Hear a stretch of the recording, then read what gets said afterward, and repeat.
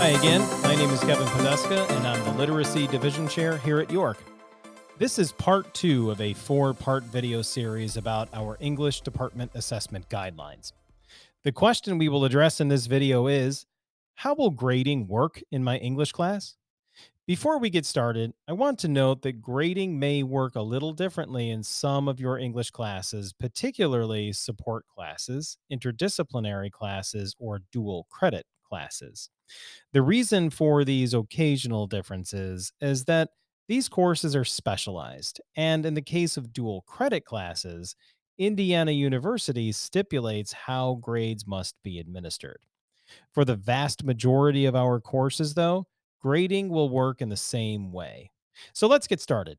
In this video, you'll learn how three ingredients mix to grading in your English class. One is reporting standards, two is rubrics, and three is different types of assessments. Let's tackle the first ingredient, reporting standards. Reporting standards are basically the core expectations for a class. We use reporting standards in order to be very clear with you about our expectations so you always feel empowered to learn, reflect, and grow. The reporting standards for all of our core English courses are as follows: writing, reading fundamental skills, reading analysis skills, speaking and listening skills, and finally, empowered learning skills. The grades you earn in your English classes will fall into one of these standards. The second ingredient to grading in your English class is rubrics. Rubrics are tools that articulate specific expectations for an assessment. On the right side of the screen, you'll see an example of a rubric that you might actually encounter in one of your classes. We use rubrics like these both to clarify expectations for your assessments and to grade your work. Your teacher may make adjustments to each rubric in order to focus your learning on particular targets in each task. Final ingredient to grading in your English class is different types of assessments.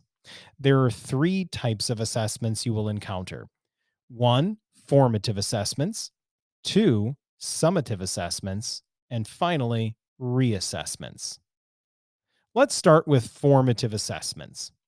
Formative assessments are any demonstration of learning in which you have an opportunity for ungraded practice of skills, feedback on your practice, and reflection on your practice.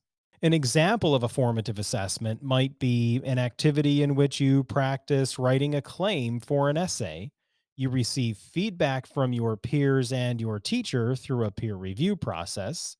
You self assess your work and then reflect on your practice using an exit ticket at the end of the class period. This is just one example. Your teachers will craft many different formative assessment experiences for you, depending on the unit content at the time and what you and your class need most to advance your learning. Another type of assessment you will encounter in your English class is a summative assessment.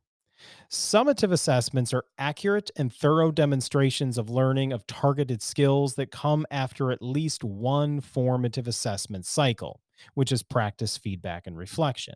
Here's an example of a summative assessment you might encounter: an essay that you submit at the end of a 5-week unit. That essay was preceded by several formative assessments over the course of the unit, and each formative assessment was designed to help you write and revise the essay over time. By the time you get to the end of the unit, you will have already written most of the essay and received several opportunities to practice your writing skills, receive feedback, reflect, and then use that new learning to improve your essay. Now you only need to polish the essay before turning it into your teacher. In this hypothetical scenario, the final essay that you turn in to your teacher is a summative assessment because it is an accurate and thorough demonstration of your learning that comes after several formative assessment cycles. Another type of assessment you will encounter is reassessment. A reassessment is an opportunity to show new learning after methodically reflecting on your experience. All summative assessments come with reassessment opportunities, but here's the really important thing to know about those opportunities. Your teacher will make reassessment opportunities available to you in one of two ways, but not both ways. Those two ways are as follows. One, an additional reassessment opportunity after your summative assessment has been graded and returned to you with feedback, or through several interconnected formative assessment cycles leading up to the due date for your summative assessment. If a summative assessment comes with additional reassessment opportunities after it has been graded and returned to you with feedback, then your teacher will list the assessment on the course syllabus and then outline the relearning process that you must follow in order to submit your reassessment. Your teacher will update that list over the course of each semester. In these cases, you will have an additional 3 weeks from the time your summative work is returned to you with teacher feedback to complete the relearning process and submit your work.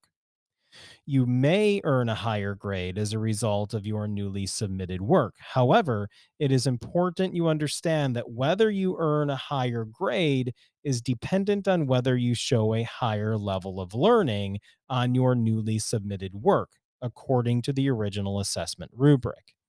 You will not receive a higher grade for simply completing a relearning process.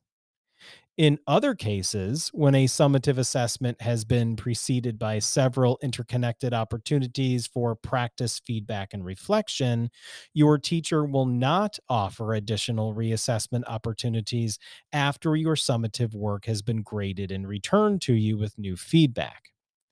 The reason for these types of summative assessments not coming with additional reassessment opportunities is you would have already gone through the process of reflecting on your experience and showing new learning through several formative assessments leading to the completion of the summative assessment. It is always important that you adhere to the due dates that your teacher sets for any assignment. In the case of these types of summative assessments, though, it is especially important because you will not be entitled to extensions to complete your work. When your teacher tells you that a summative assessment is due on a certain date, it is due on that date. The only exceptions would be those afforded to a student by accommodations. As you work on different types of assessments over the course of the school year, in any class, you may find yourself struggling. If that happens, just remember that your teacher is always there to support you. They can support you directly and they can refer you to additional supports. We care about you and we want what is best for you. We are here for you. So let's review. In this video, we explored the question, how will grading work in my English class? In exploring that question, we looked at 3 ingredients to how grading will work in your English class. 1, reporting standards. 2, rubrics. And 3, types of assessments. In the next video, we'll explore a new question. How will my grades appear in PowerSchool?